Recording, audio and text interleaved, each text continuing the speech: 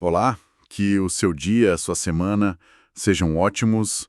Vamos começar nossa conversa de hoje. Hoje a gente vai mergulhar num material muito interessante. É o capítulo 27 do livro Segredos do Lugar Secreto, do Bob Sorge. O título já entrega um pouco, né? O segredo de se sentir atraente para Deus. Forte isso. E a nossa ideia aqui é, assim, investigar mais a fundo o que o autor propõe, sabe? Como essa percepção de como Deus olha para a gente pode realmente transformar nossa relação com Ele. Principalmente essa ideia de sermos atraentes aos olhos dele. Parece até meio estranho no começo, né? O capítulo já lança a pergunta logo de cara. Como é que Deus realmente vê alguém que se aproxima dele? E o autor, o Sorge, diz que essa resposta é, nossa, vital. Ok, vamos tentar entender isso melhor. Ele está dizendo que a imagem que a gente tem de Deus define como a gente chega perto dele. É isso. Sim, é por aí. E ele já começa alertando para uma imagem que é muito comum, mas que ele diz ser distorcida. Aquela figura de um Deus Pai, assim, super rigoroso, exigente, sabe? Que nunca está satisfeito com o que a gente faz, está sempre meio decepcionado. O texto até fala que o acusador, aquela figura bíblica, né, que joga contra a gente, adora promover essa imagem. Pesado, né? Nossa, muito pesado. E as consequências disso, o autor deixa bem claro, são enormes. Ele fala de um cansaço espiritual mesmo. A pessoa fica naquela luta, tentando agradar um Deus que parece impossível de agradar. E isso tira a liberdade, sabe? A espontaneidade na adoração, na conversa com Deus, vira quase uma obrigação, uma performance. E, claro, isso aí vira uma barreira, né? Uma barreira gigante para tal da intimidade, para o tal lugar secreto, porque, poxa, se a gente acha que Deus está só ali esperando a gente errar para apontar o dedo, como é que vai ter confiança? Como vai ter entrega de verdade? A aproximação fica tensa, né? A gente fica meio na defensiva. É, uma barreira quase que intransponível mesmo. E aí, nesse ponto, o autor traz o que ele chama de verdade libertadora. Ele diz que a saída é renovar a mente mesmo, sabe?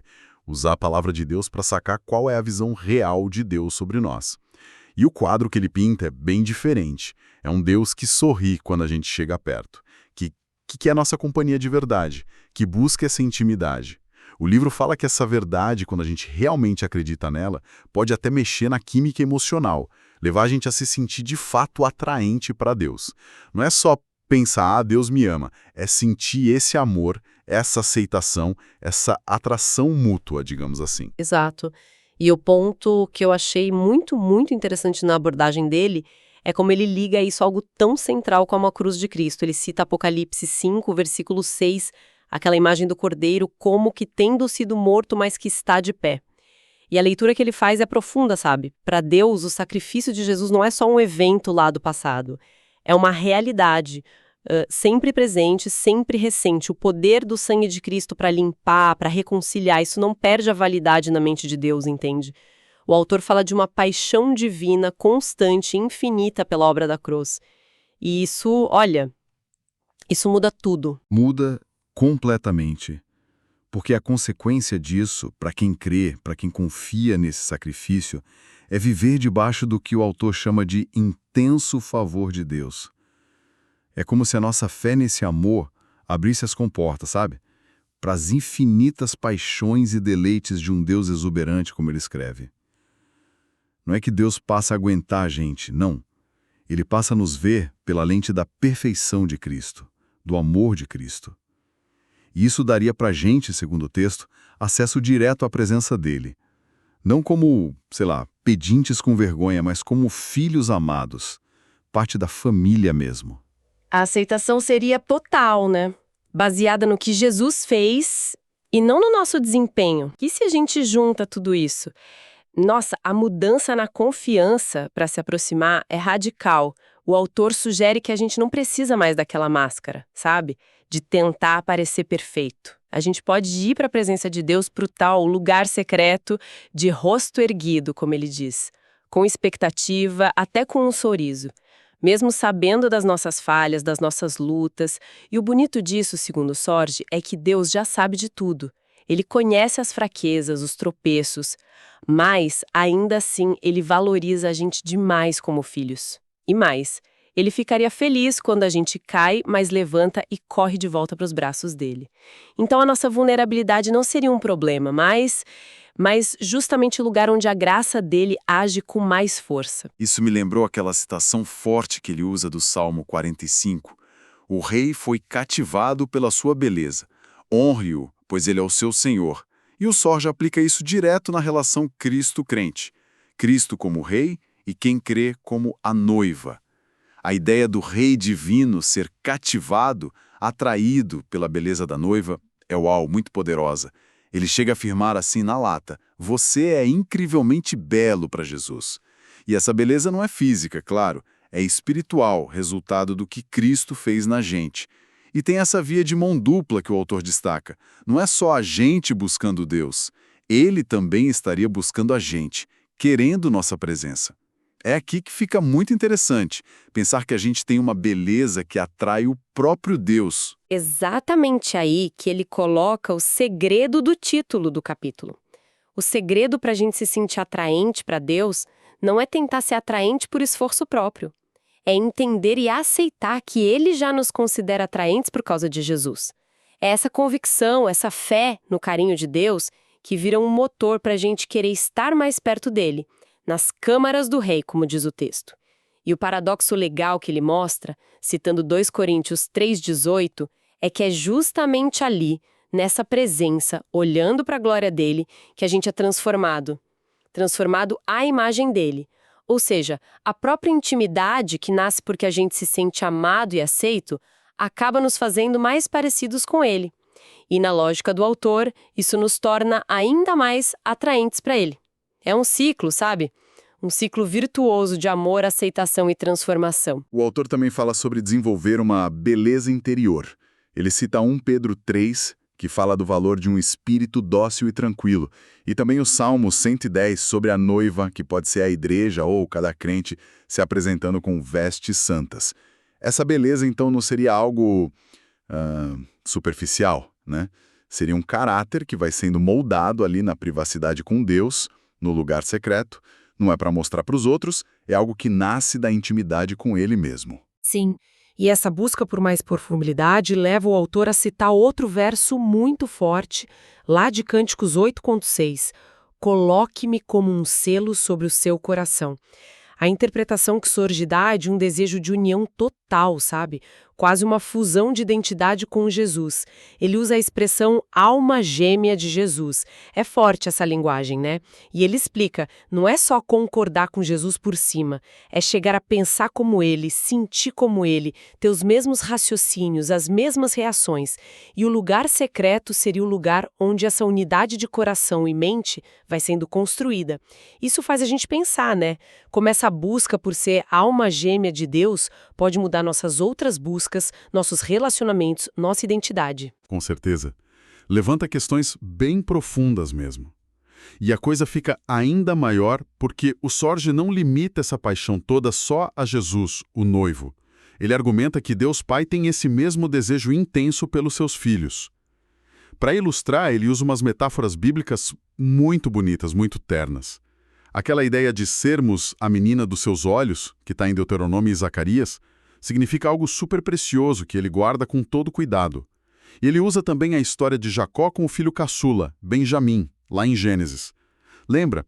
Judá, falando com José, sem saber que era ele, diz que a vida do pai Jacó estava intimamente ligada à vida do menino. E o Sorge pega essa imagem e aplica a Deus Pai. A vida dele estaria de um jeito misterioso, profundo, ligada à nossa vida, à vida dos filhos. Isso leva ele a dizer algo quase chocante. Você é o centro do universo de Deus. É uma declaração sobre o valor que ele dá pra gente. Incrível. A intensidade desse amor de pai é algo que a gente custa entender, né? E o autor reforça isso citando a oração de Jesus em João 17. Aquele trecho, o versículo 23, onde Jesus pede ao Pai para que o mundo saiba que tu me enviaste e os amaste como igualmente me amaste. Parar para pensar no que isso significa é de dar vertigem quase. O texto desafia a gente a aceitar que o amor do Pai por quem está em Cristo não é um amor menor de segunda categoria. É da mesma intensidade, da mesma qualidade, do mesmo tipo do amor que ele tem pelo próprio Filho Jesus. É um pensamento que, nossa, expande a mente sobre o que é ser amado por Deus. E o autor faz um contraste bem prático disso com a nossa limitação humana, né? Sim. A nossa mente voa, a gente pula de um assunto para o outro, se distrai fácil com o dia a dia. Às vezes a gente passa horas sem nem pensar em Deus conscientemente. Mas, segundo Sorge, com Deus é o contrário. Ele nunca pararia de pensar na gente. Seus olhos estariam sempre sobre nós, a mente dele focada na gente. Não para criticar, mas com amor, com interesse. E a consequência disso é que quando a gente finalmente para e se volta para ele, mesmo que rapidinho no meio do dia, o que a gente ouviria por dentro seria tipo: eu estava aqui o tempo todo esperando você. Que bom que você veio, eu te amo tanto. Isso muda a oração, né? Não somos nós interrompendo um Deus ocupado. É Ele esperando a gente, ansioso. Essa imagem de Deus esperando com paciência, para mim, é um dos pontos mais tocantes do capítulo. Ele descreve Deus ali esperando, dia e noite. Não impaciente, mas com uma expectativa cheia de amor, sabe? Esperando o momento em que a gente vai escolher se voltar para Ele, entrar no lugar secreto. Ele não força a barra, Ele convida e espera. E o motivo dessa espera, voltando na história de Jacó e Benjamim que o autor usou, é porque o coração de Deus estaria ligado à nossa vida. Essa conexão profunda, esse amor que nos coloca como centro do universo dele, como ele disse, é o que motiva essa espera. Não é uma espera fria e indiferente, é uma espera cheia de anseio pela nossa companhia. Então, tentando amarrar tudo que a gente conversou sobre esse capítulo 27, o tal poderoso segredo que o Bob Sorge quer mostrar parece ser esse, né? A compreensão que transforma. Que Deus, por causa de Jesus, nos acha, sim, atraentes, desejáveis. Não por mérito nosso, mas pelo valor que Ele mesmo nos dá em Cristo. E acreditar nisso de verdade não é só um ajuste na teologia. É algo que, para o autor, revoluciona o relacionamento com Ele. A oração final do capítulo diz tudo. Senhor, que eu nunca mais me retire dos seus braços. Então, o que isso quer dizer na prática? Talvez signifique poder chegar perto de Deus sem aquele medo, aquele peso, aquela sensação de não sou bom o suficiente. Mas chegar com leveza, com alegria, com a confiança de quem se sabe muito amado, muito valorizado e desejado. Uma mudança radical mesmo, né? Bom, resumindo nossa conversa sobre esse trecho dos segredos do lugar secreto, a grande sacada que a gente viu foi o impacto que pode ter na nossa vida espiritual entender e viver essa verdade, né? De que em Cristo, Deus nos vê como pessoas bonitas, atraentes, desejáveis.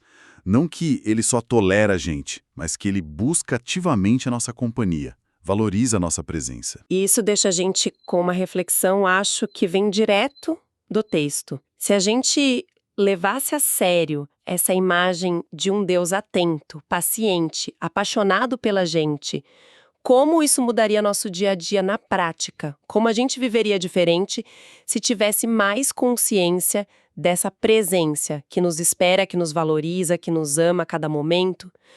Ou, pensando na beleza interior que cresce na intimidade, qual seria um passinho pequeno, talvez hoje mesmo, que a gente poderia dar para ir em direção a esse lugar secreto, a esse tempo com Deus? Fica aí a reflexão para todo mundo. E olha, a gente pretende voltar a esse livro, Segredos do Lugar Secreto, em outras conversas, viu? Explorar mais capítulos. Que Deus abençoe muito a todos nós.